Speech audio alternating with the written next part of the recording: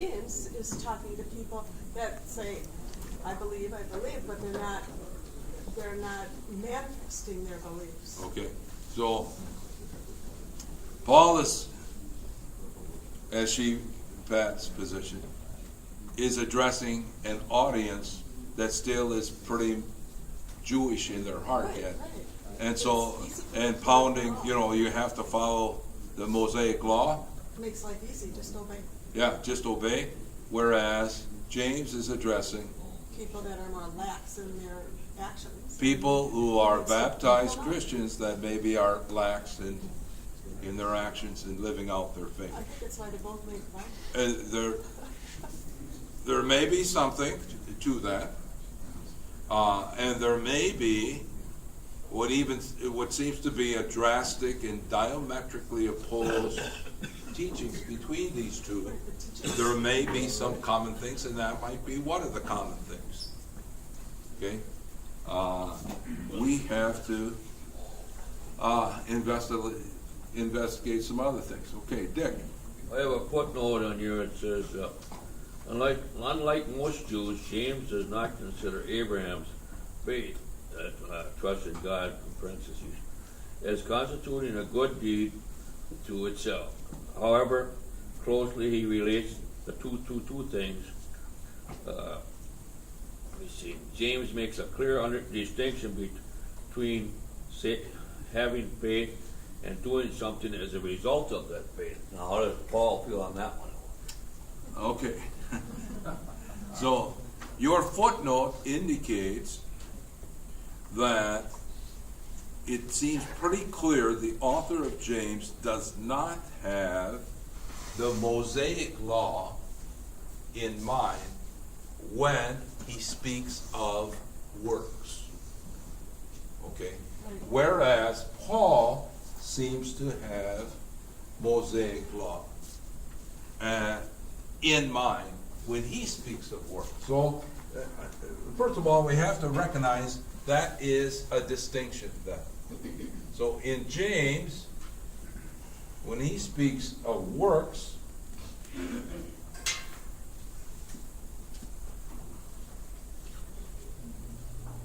or deeds as result from faith,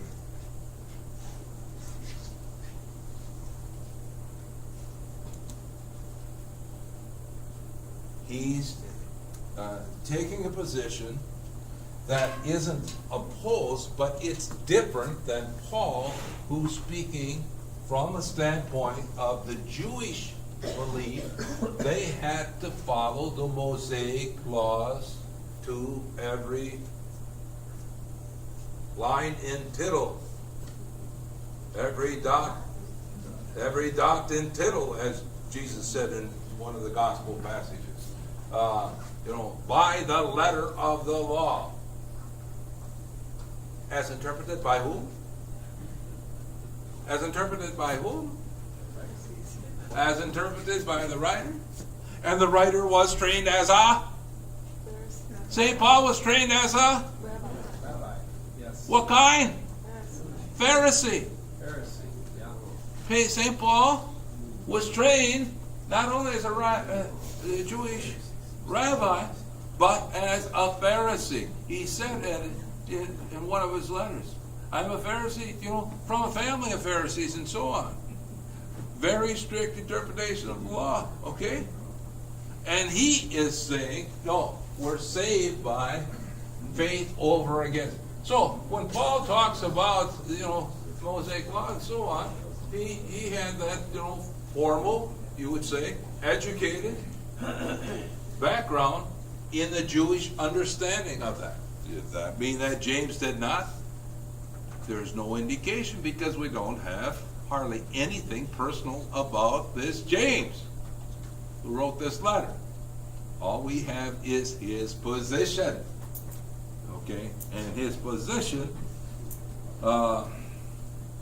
is that works indeed. I want to share something with you, okay? And we're running out of time already this morning. Okay, but this is this is a commentary, and I got to tell you who this is from.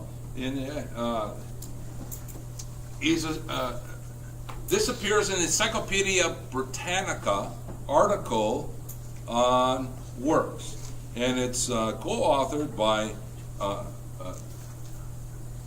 Kristen Stenendal. Now that name might not mean too much to you unless you've studied formal theology. Stenendal was a Swedish New Testament scholar, a bishop in the Swedish Lutheran Church, and a long time dean of Harvard Divinity School. As a matter of fact, he's credited with shaping the direction and theology of Harvard Divinity School. Kristen Stenendal. In his article in the Encyclopedia Britannica on James, he says, the debate central to the history of Christianity has usually overlooked the simple fact that Paul speaks about works of the law and does so with reference to those works that divide Jews and Gentiles. Pat, kind of along the line of what you were saying. And he cites such as circumcision and food laws. James, on the other hand, refers to works of mercy. Thus, the two statements are not only reconcilable, but address themselves to quite distinct and different issues. The two statements are not reconcilable, but address themselves to quite distinct and different issues. And this, this is from a Protestant scholar who was one of the stars, helped shape Harvard Divinity School, right? And if you're interested in Stenendal, his name is spelled Stendal. One of his works is Paul Among the Jews and Gentiles. That's one of the books he wrote, okay? So, I don't know if this makes it clearer to you, but they're talking about different issues then. And it makes a difference if we can keep that part of the context straight. So we've examined the faith part and the emphasis that each of them are taking. We've examined the works part and the different issues or contexts that they're looking at. And next week we're going to look at the position on justification, the third one. Okay? Thank you very much for coming, everyone.